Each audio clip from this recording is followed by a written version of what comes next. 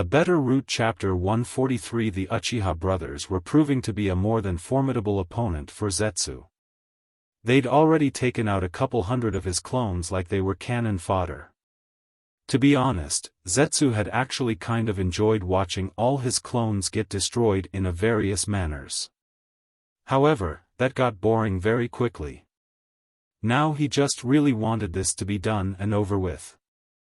If numbers weren't enough to take these guys out, then he'd just have to use something else. He put his hand onto the ground and began to put his little plan into motion. Without alerting the brothers, he began to move his roots underneath them and then slowly brought them so that they were just beneath them. Then, when the moment was just right, he shot his roots up from the ground, wrapped around the two Uchihas. The white Zetsu clones saw their chance and piled onto them. Zetsu back up and waited for a few seconds. Come on now, I know it's not gonna be that easy. Let's see what little trick you're gonna pull out next. Chakra began to radiate from the pile of clones and all of them went flying after a big flash of chakra nearly blinded the real Zetsu. When he looked back, both brothers had their Susanoo in full swing. Itachi was clearly getting aggravated. Last time I saw you used that watered-down version of wood release. It was to break my ankle, and now you're trying to use it to bury me in your clones. You know, I really think I deserve to get some payback. Zetsu smirked and made what had to be over 300 clones. You'll have to get through all of them first. As long as I'm connected to this statue, you don't stand a damn chance against me. I'll just keep making more clones until you fools run out of chakra. Itachi rolled his eyes. You act like we don't have a way around that. Sasuke, would you do me a favor or clear these things out of the way? Sasuke made his classic bow and arrow with his Susanoo. My pleasure, Itachi. I've been meaning to take a little time to practice my aim. He pulled an arrow back and let it fly at the Zetsu clones. There was a massive explosion of purple chakra and all of the clones went flying. I think that gives me the lead. Zetsu didn't have time to do anything but watch as Itachi rushed out of the explosion and right at him. Before he had time to make more clones, Itachi was jumping above with his Susanoo blade at the ready. He sliced the cord connecting Zetsu to the statue clean off. Let's see how you do without your little army. I don't imagine you're much for fighting one-on-one. Zetsu started to back away and get a little nervous. Come on guys. It's not like I can do any more damage to the army, not while I'm not even connected to the statue. Sasuke and Itachi slowly walked towards him. You really think we'd even take the chance that you could connect back to that statue? We're killing you here and now. Zetsu shot as much wood as he could from his hands. I'm not going down without a fight. Itachi blocked the blow with his Susanoo and Sasuke jumped up above him with Susanoo arrow pulled back. Too bad you won't really have a chance to. He fried the arrow which hit Zetsu dead on. Itachi and Sasuke jumped back as the attack finished the Akatsuki's strange humanoid friend. The brothers walked over and leaned down next to his body to make sure he was dead. Unlike the others, this one seemed to be bleeding. Itachi knew he must actually be dead because the clones' bodies were disintegrating. Well, little brother, looks like that's 1 point for the good guys. Sasuke nodded. Yeah, let's just hope Kakashi can take out Orochimaru. Should we get going? Itachi nodded. Yes, we should. Can you find Madara chakra with your eye? Mine is getting kind of sore. Sasuke was happy to. Sure thing. Let's get moving so that we can help them end this. The two brothers jumped away as another female Uchiha appeared on the scene. Oh well. At least he was of use while he was here. In the meantime, I've got some work to do. Kakashi was trying to do just as Sasuke has said, but it was more challenging than he had expected. Orochimaru had been one of Sannin for a reason. He was S-ranked after all. He'd killed a Kage and multiple other S-ranked ninjas. This wasn't going to be an easy fight, but Kakashi still had plenty of trick that he was going to use to win. Anko and Kabuto were busy trying to take Manda, which they were having a much easier time doing. The snake had cuts all around his body and was bleeding quite a bit. The pair of ex-Orochimaru apprentices were just about to get rid of him. Manda was right in front of Anko. "You little bitch. I'm going to swallow you whole." Anko deadpanned, "Huh, that's usually what I say to Ira-kun." He opened his mouth wide and lunged at Anko, planning to do just as said. Anko jumped into his open mouth and shoved her blade into his head, barely missing his brain. She pulled the blade out and jumped down, slicing off a patch of scales as she did. Manda was done with this. "Oh, that is it. Whoever you are, you're on your own. Take these guys on by yourself." Manda poofed away, leaving an excited Anko holding some of his skin. "I'm getting my purse." "Huh?" Kabuto asked her, "Should we go and help Kakashi with Orochimaru?" Anko pointed at him, "Looks like he's doing pretty well to me."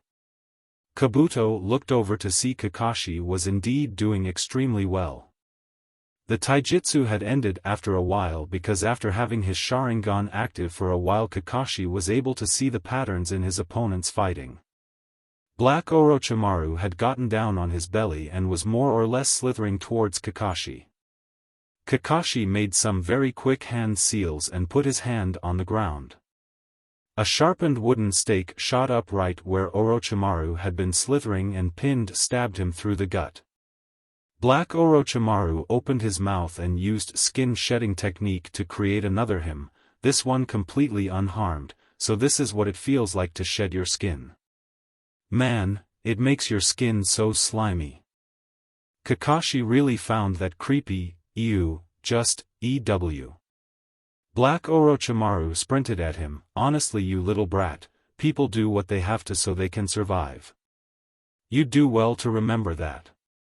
Kakashi took out a kunai and created a blade out of the black flame of the Amaterasu, "And I'll do whatever I have to do to protect those I care about." Black Orochimaru went give him a roundhouse kick to the head, but Kakashi didn't even bother to try and dodge it. He took his Amaterasu blade and cut off his leg before it could hit. The Snake Master's body started to fall to the ground, and before he had chanced to shed his skin again, Kakashi cut his head clean off. "You do well to remember that." Anko was grinning. "Well, that was fun to watch." Kabuto cut her off. "Kakashi, don't let your guard down. This isn't over." A white snake slithered out of Orochimaru's severed head and began to grow. Kakashi started to take a few steps back as it was growing at a rate that had him pretty nervous. It started to grow multiple heads, 8 to be exact. It kept growing and growing until it was barely even big enough to fit in the cave. Kakashi looked at Anko and Kabuto. "You're gonna help me with this, right?" Anko cracked her knuckles. "Just try and stop me." Kabuto figured he had no choice. "I guess I kind of have to, don't I?" Now Kakashi just needed one more person to help. Well, he was sort of a person, summoning jutsu. Kakashi put his hand on ground and summoned an old friend of his. "Kakumiai is back and ready for action and, what the fuck is that?" Kabuto explained, "Orochimaru's 8 branches technique, his last resort before he goes to his true form. It's almost like facing 8 mandas at once." Kakashi got Amaterasu blade ready again. "Well, you took one pretty easily, so I think the 4 of us can handle 8. Let's do this, people." The 4 of them charged at the monster, ready to take this thing out once and for all. One of the heads snapped at Anko, who ducked under it and used her shadow snake hands to pull it in. She took in a deep breath and got right into one of her better jutsu, Dragon Flame Stream. She fried a stream of fire onto the snake's neck, melting its neck and forcing its head to fall off. That's one. Kakumiai was pretty busy himself, dodging and maneuvering around a head that was trying to bite him. He finally managed to wrap himself around one of the heads and started to squeeze hard. It shirked and Kakumiai bite down on its head. Kakumiai pulled until the head was finally ripped off. One of my grosser kills, but not bad. There's 2. Kabuto was climbing up one of the snake's back with another snake chasing him from behind. It tried to bite Kabuto, who jumped out of the way just in time. The head bit its friend's neck while Kabuto turned and shoved his chakra scalpels into the other snake's head. There's 3. Kakashi was currently dealing with the heads of 2 of the snakes, but he wasn't that nervous. The snakes lunged at him and he jumped over its head, coming down and cutting its head off. Then he kicked off from that snake's body and to the next one. It opened its mouth to try and eat Kakashi. He took his Amaterasu blade and cut of the top half of the snake's mouth. The creature cried out in pain and Kakashi sliced of the other side of its head. 3 and 4. Enko was dealing with another snake that was just about to chomp her in half. It was a good thing that Enko had a way to get out of this flaming snake missile. The attack flew into the snake's mouth and exploded in the back of its throat. It created a huge hole in the snake's flesh with Enko was gonna use. She climbed up to where the hole was and spit more fire into it. Once the fire hit the back inside of the snake, it didn't take long for the head to fall. There's 5.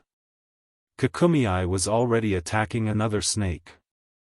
He had T's head in between its jaws and was crushing it. Everyone heard a crunch and Kakumei tired to say with a full mouth, "Ots 9." The last 2 heads were rushing at Kakashi and he was more than ready to finish them. When the first snake charged him, he took his blade and cut it right down the middle. It was dead, needless to say. Kakashi did a backflip and jumped on the other snake's head. He shoved the blade in its skull and pinned it to the ground, and that's 7 and 8. We win. Kabuto gulped, "Not Tsutia." The snake began to melt and another snake-looking thing started to rise from the goop.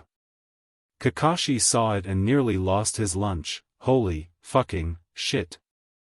Orochimaru had become some giant snake made out of thousands of smaller snakes. He looked like some kind of demon, to be frank. Kabuto tried to tell them, his blood lets out a poisonous gas when it hit the ground that will kill you if you breathe it in. Kakashi had something perfect in mind. Everyone get next to me. I'm gonna end this. Kakumei, you can go. Kakumei poofed away as all of the got next to Kakashi. Say goodbye for the last time, you fucked up little snake. Kakashi created the biggest Amaterasu he could and covered Orochimaru in it. Kabuto was nervous. Kakashi, you do know this is gonna make him bleed a lot, don't you?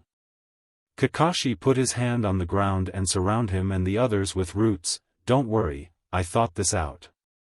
Kakashi channeled his chakra in his body and activated his Sage mode.